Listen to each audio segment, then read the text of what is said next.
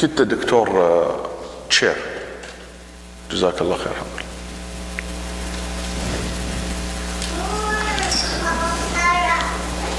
طيب, whoever's child is this, the child need to be inside that room, cannot be here. Who's the mother? جزاك الله خير.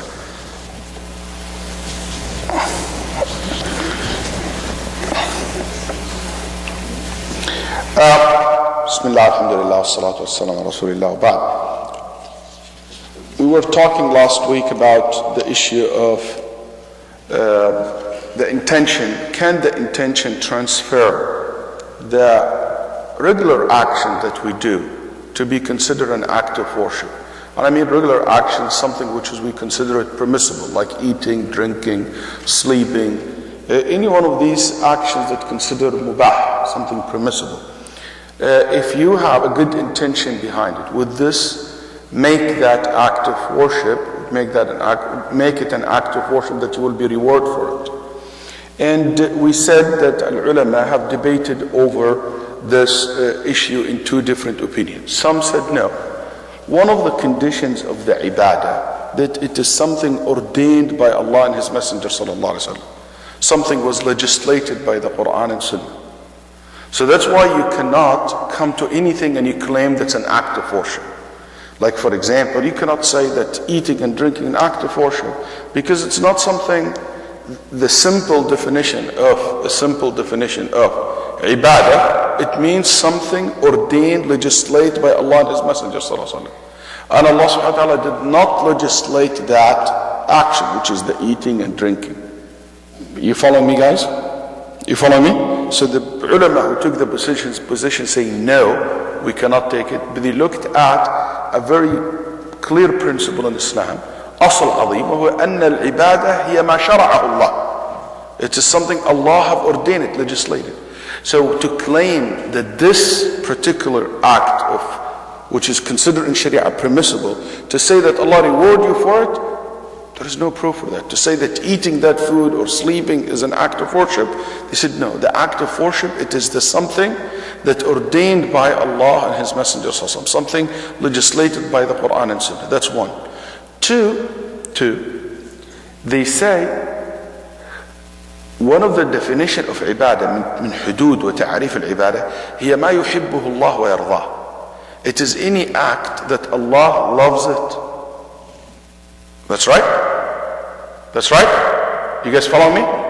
So it has to be something, we say any act of worship, it's something Allah loves it.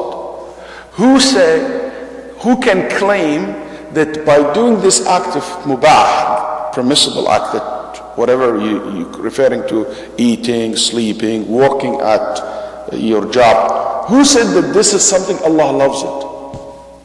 Who can claim that? No, the Prophet ﷺ never said that your physical therapy that you perform on someone, it is something Allah loves it. Yeah, physical therapy is not according to teaching of the Prophet. It's according to what you learn in your work. So to claim that this 2, 3, 10 hours that I put every day in physical therapy, to say that's something Allah loves it, if you say this became the good niyyah, the claim is good niyyah, pure niyyah, intention, transfer the act of mubah to be an act of worship. To be something that basically considered like ibadah, something you worship Allah subhanahu wa ta'ala with it. So they said any act of worship is something Allah loves. To come and to claim that these things that I'm doing now, loved by Allah, you need a proof. The only reason I can tell you that our Isha prayer loved by Allah, because Allah and His Messenger told us that He loves prayer. So this first group looked at this concept. They looked at this concept. That's why they said good intention will never transfer any action which is mubah to be an act of worship. From that perspective. Just hold on, just one second. Last week I gave you the perception or the perspective of those who said it does. Now you need to know the counter argument. So the first position said, no, it doesn't because of these two reasons. The other group of ulama said, no, your good intention will transfer the mubah, the permissible act, to be something you will be rewarded for it, and it be considered a kind of ibadah. You can worship Allah subhanahu wa ta'ala by this. You can worship Allah subhanahu wa ta'ala by this. And they said, it is like what the Prophet sallallahu alaihi wasallam said, when you feed your wife, you put the food in your wife's mouth, that's an act of charity. Allah reward you for it. The work that you do, any kind of work you do, that's something, if you have the good intention for it, you will be rewarded for it. إِنَّكَ لَن تُنْفِقْ نَفَقَةً تَبْتَغِي بِهَا وَجْهَ اللَّهِ. The condition, anything you spend for the sake of Allah, with have a good intention, you will be rewarded for it, even if it is the food that you provide for your own family, which is part of the mubah. Al-Hadith al-Bukhari Muslim. Min Hadith Sa'ad bin Abi Waqqas radiyallahu anhu warda. Also the Prophet ﷺ said, when somebody fulfill his desire with his spouse or her spouse, that will be an act of charity, an act of sadaqah. You will be rewarded for it. That's right. That's something you will be rewarded for it. You see? So they said also Mu'adh ibn Jabal, I told you the story of Mu'adh, and he said, Wallahi, when I go to sleep, and my intention to sleep early so I can wake up early and I will be strong enough to handle the affairs of the Muslim, I consider this sleeping in the night an act of worship. إني لأحتسب نومتي كما أحتسب قومتي. يعني I think I will be rewarded for that sleep the same way you will be rewarded if you spend it praying in the night. And Ibn al-Qayyim rahimahullah supported the second. But how can you answer the first group who said no? Did you get the first group saying no for two reasons? One, because these are things that Sharia made it permissible. You cannot change it to make it something recommended or something wajib or something to be you to be rewarded for it. Two, they said to claim that this act of permissibility, it is something loved by Allah, you need a proof for that, and no way you can do that. No way you can say eating is something Allah loves. So here, this is their argument. Yes, Dr. What do you have? I think that eating and drinking and going to sleep and going to exercise are all loved by God, because He gave you a body to take care of. If you take care of it, then you're very below. That's why you will be rewarded for it. It is not a bad, but you are rewarded for it. So taking care of it. If you have the intention.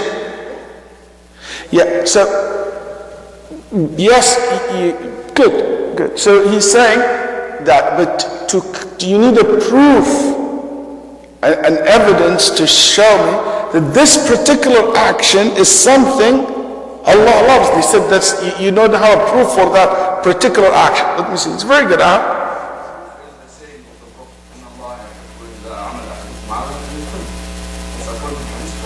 Yeah, but Allah loves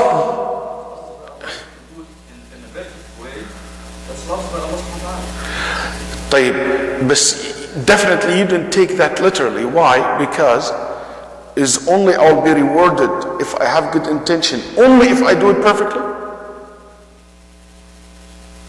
Yani I didn't eat in perfect way. There is a very famous fast food chain called In-N-Out. I don't know if you eat there. They have something called animal style sandwich. It's just a messy sandwich.